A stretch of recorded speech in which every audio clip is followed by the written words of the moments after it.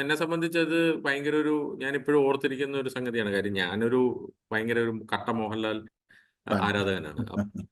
അങ്ങനെയാണ് ഞാൻ ആദ്യമായിട്ട് അദ്ദേഹവുമായി സംസാരിക്കുന്നത്. ടെൻഷൻ ഉണ്ടായിരുന്നോ സാർ ആദ്യം ആദ്യത്തെ ടെൻഷൻ ഉണ്ടായിരുന്നു. തീർച്ചയായിട്ടും ടെൻഷൻ ഉണ്ടായിരുന്നു. ബോംബെന്ന് ഒരു പ്രൊഡ്യൂസർ ഈ 12th മാന്റെ പ്രൊജക്റ്റുമായിട്ട് അവർ ഇങ്ങോട്ട് വരുന്നത്. അവരൊരു ത്രെഡുമായിട്ട് വരുന്നത്. അത് ശരിക്കും പറഞ്ഞ ഒരു കോമഡി ഡ്രാമ സ്റ്റൈലിലുള്ള ഒരു ത്രെഡുമായിട്ടാണ് വന്നത്. പക്ഷെ ഞാനത് വർക്ക് ചെയ്ത് ഒരു ത്രില്ലർ മൂഡിലുള്ള ഒരു ഇത് സിനിമയിലേക്ക് അത് കൺവേർട്ട് ചെയ്തെടുത്തു.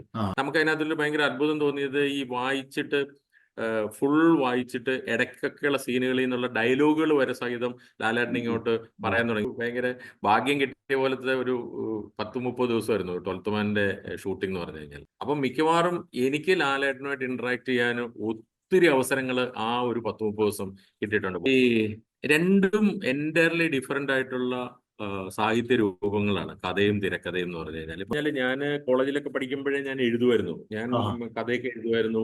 കഥാമത്സരത്തിനൊക്കെ സമ്മാനം വാങ്ങിച്ചിട്ടുണ്ട്. കോളേജ് മാഗസിൻസിൽ എന്റെ കഥ പബ്ലിഷ് ചെയ്ത് വന്നിട്ടുണ്ട്. ഞാൻ എഴുതുമായിരുന്നു. നുണക്കുഴിയിൽ അത് ബ്രില്യന്റ് ആയിട്ട് ചെയ്തിട്ടുണ്ട്. ബേസിക്കലി കണക്ടിങ് വിത്ത് ക്യാരക്ടേഴ്സ്, സീക്വൻസ്, സീന്, അതായത് നമ്മൾ ഒരുപാട് ക്യാരക്ടേഴ്സ് ഉണ്ട്. അപ്പൊ ഒരു പരിധി ഞാൻ കാണുമ്പോൾ പടം കാണുമ്പോൾ എനിക്ക് തോന്നി ഇദ്ദേഹം അതുമായിട്ട് എങ്ങനെ കണക്ട് ആവും, മനസ്സിലായില്ലേ? ഫോർ എക്സാമ്പിൾ മനസ്സിലായില്ലേ?